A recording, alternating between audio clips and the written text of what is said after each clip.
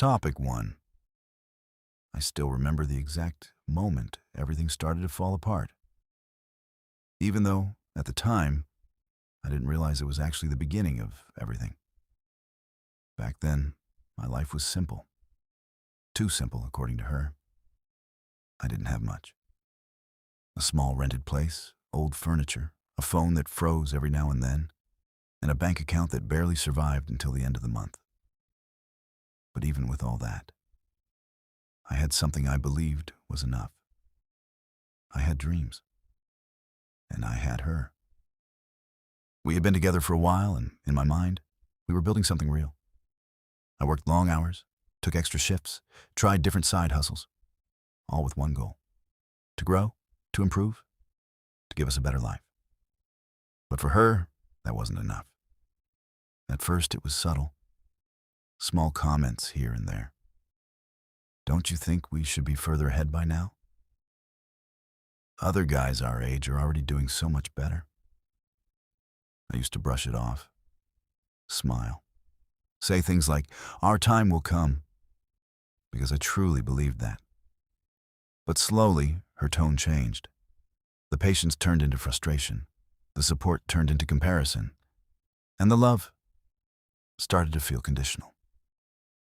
I remember one night in particular. We were sitting in my small living room. The fan was making that annoying noise it always made, and the light flickered once or twice. Nothing new for me. But for her, it was clearly becoming unbearable. She looked around. Not at me, at the place, at the life.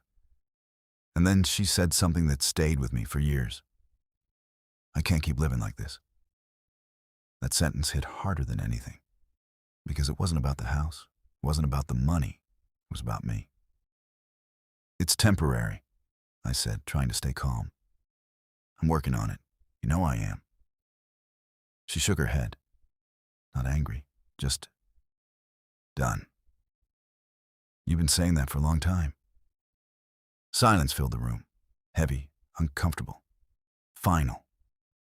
I looked at her, trying to find something, anything that showed she still believed in us. But I didn't find it. "I need more," she said. Not loudly, not dramatically, just honestly. And somehow, that made it worse. "More what?" I asked, even though I already knew the answer. "Stability, growth, a future that actually looks like something." I felt something inside me tighten, because I had a future in my head. I just hadn't reached it yet. But she didn't want to wait for that. "So, what are you saying?" I asked, even though my voice already carried the fear. She took a deep breath, and then said it. "I think it's better if we go our separate ways." Just like that. No fight, no screaming, no drama, just a decision. I sat there trying to process what was happening. "Because I'm poor?" I asked. She hesitated for a second. Just one, but it was enough. "It's not just that," she said. But we both knew it was exactly that. She stood up, grabbed her bag, and walked toward the door. And in that moment, I realized something painful. I wasn't losing her because I didn't love her enough. I was losing her because I didn't have enough. Money, status, results. "I hope things work out for you," she said before leaving. I wanted to say something, anything, but nothing came out. The door closed, and just like that, she was gone.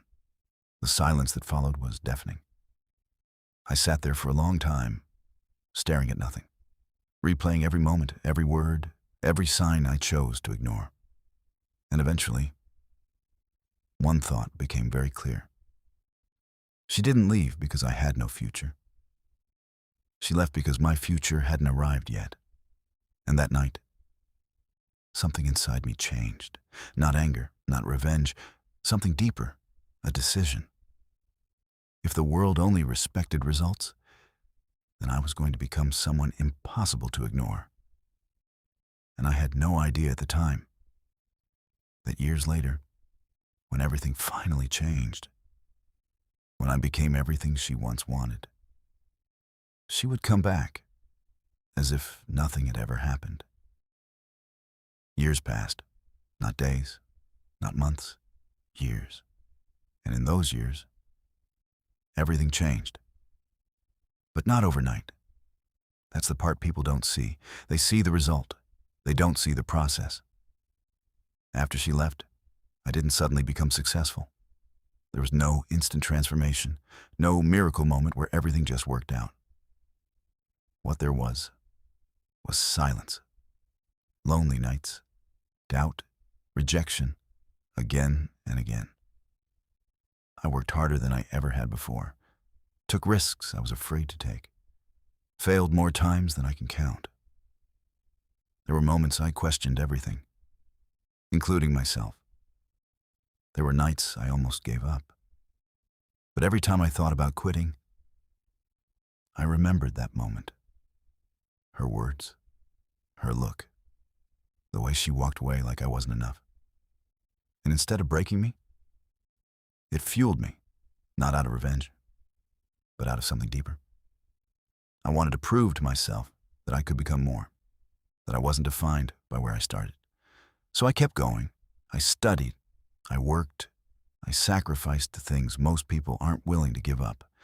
Time, comfort, even relationships. And slowly, things started to shift. Small wins at first, then bigger ones. Opportunities started appearing. Doors that used to be closed began to open.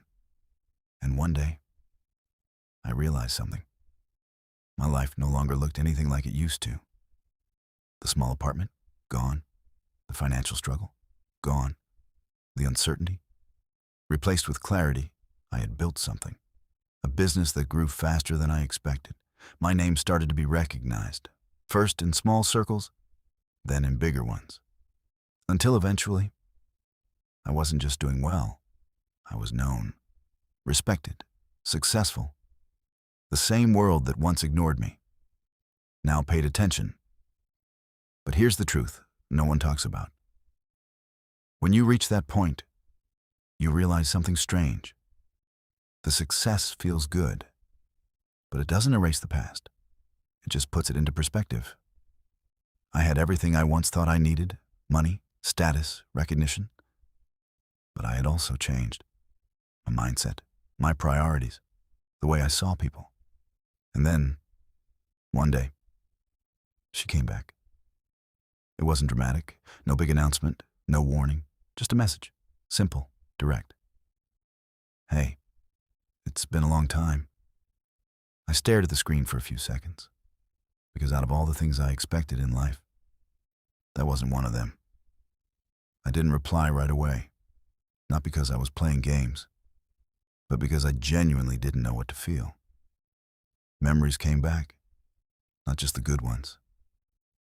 But that night, that conversation, that feeling of not being enough. A few minutes later, another message. I've been seeing everything you've been doing. I'm really proud of you. Proud. That word felt strange, coming from her.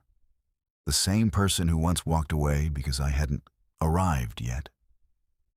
And then came the message that made everything clear. I think we should talk. I miss you. There it was. No confusion anymore. No doubt about her intentions. I leaned back in my chair, looking at the ceiling. Because in that moment, I realized something important. She didn't come back when I was struggling. She didn't come back when I was building. She came back when everything was already done. When I was already someone. And that changed everything. I picked up my phone again, read the messages one more time. And for the first time, I wasn't emotional. I was aware of who I was back then, aware of who I had become, and aware that the decision I was about to make would say a lot more about me than about her. I kept staring at her last message for a long time. I miss you. It looked simple. but it carried years inside it. Years of silence, growth, pain, change. And now, suddenly, she was back. Not in my life yet, but at the door, waiting. I leaned back in my chair, letting out a slow breath. Because this wasn't just about her. It was about who I used to be and who I had become. Back then, I would have done anything to hear those words. I would have seen it as a second chance, as proof that I was finally enough. But now, it didn't feel like that. Not at all. I picked up my phone again and typed slowly. Why now? I didn't overthink it. I didn't try to sound cold or emotional, just honest. She took a little longer to respond this time. And when she did, it was different, more open, more vulnerable. I've been following your journey. Everything you've built. The way you changed your life. I read it carefully. Every word. I didn't understand you back then. That line made me pause because it wasn't new. It was just finally admitted. I thought you were stuck, but you were just starting. Silence filled the room again. But this time, it wasn't heavy. It was reflective. Because she was right. Back then, I wasn't at my best. But I wasn't finished either. And she judged me as if I was. I was immature, she continued. I was looking for something ready, instead of believing in something growing. I could feel the sincerity in her words, and that made everything more complicated, because it would have been easier if she came back arrogant, or fake, or clearly interested only in what I had. But she didn't. She sounded real, and that made me think, a lot. Do you ever think about us? She asked. That question hit deeper than the others, because the answer wasn't simple. Yes, I did, but not the way she probably imagined. I think about what we had, I replied, and what it taught me. There was a pause, then she answered, and what did it teach you? I looked at the screen, and then away, because that question deserved more than a quick answer.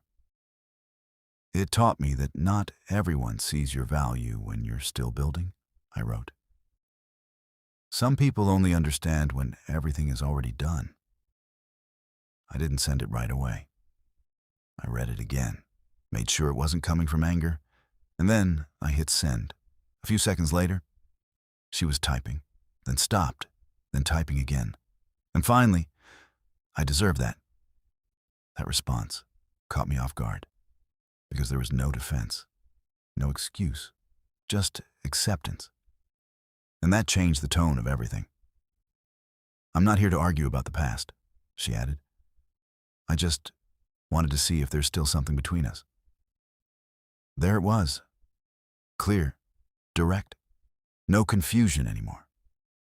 This wasn't just about reconnecting. It was about coming back. I stood up and walked slowly across the room, my mind racing, not with emotion, but with awareness. Because now I could see everything clearly, the past, the present, and the weight of this decision. Years ago, I wanted her to choose me.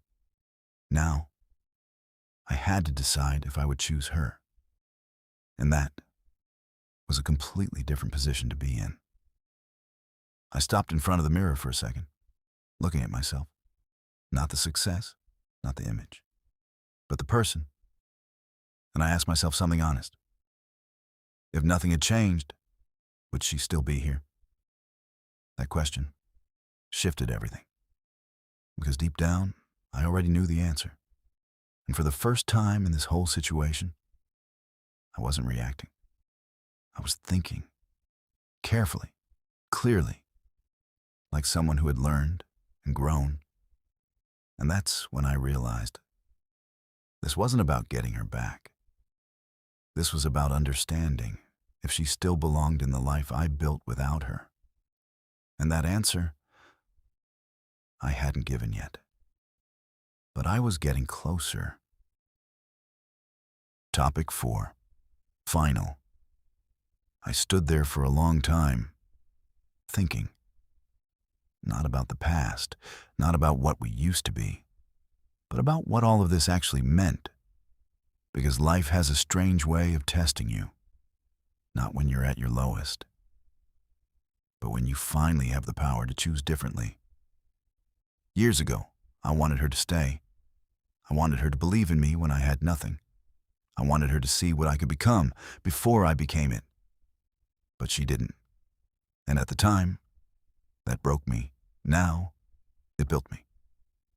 I walked back to my phone, picked it up, and read her last message again.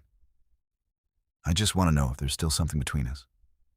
Simple, honest, but heavy. Because the truth was, there was something.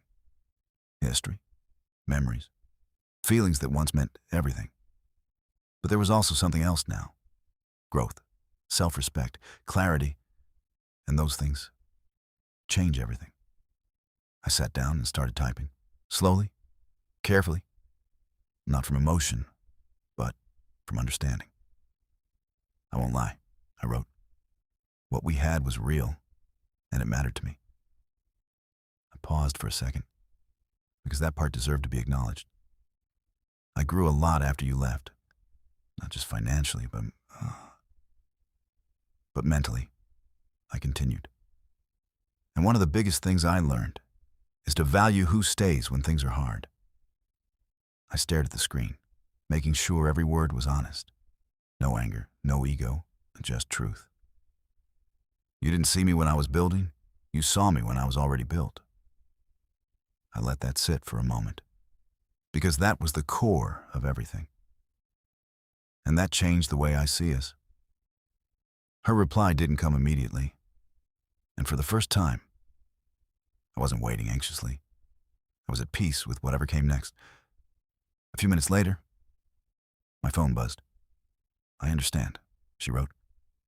And somehow, I knew she did. Maybe not fully, but enough. I'm sorry for everything, she added. I read that message more than once. Not because I needed it, but because I recognized it. It was real. And sometimes, that's enough. But not everything that is real needs to come back into your life. I forgive you, I replied, and I meant it. Not because I forgot what happened, but because I no longer carried it. And I hope you find what you're looking for. That was my final message. No drama, no harsh ending, just closure, the kind I never had back then. I put my phone down and leaned back, looking around at everything I had built, not just the success, but the person I had become. Because in the end, this story was never about her coming back. It was about me realizing I no longer needed her to. And that was the real victory. Sometimes life doesn't give you revenge. It gives you perspective. It shows you that the people who walked away were never meant to walk with you to the next level. And that's okay. Because the right people don't wait for your success to see your value. They recognize it while you're still becoming. If this story made you reflect, if it reminded you of your own journey, then this is exactly why this channel exists. Here on Unexpected Fate, every story is about those turning points in life. The moments that hurt, but shape who we become. So if you want more stories like this, real, emotional, and full of lessons you can actually apply to your life, make sure you subscribe to Unexpected Fate and turn on notifications, because the next story might hit even closer to home. And before you go, tell me honestly in the comments. Would you have given her another chance, or walked away like I did?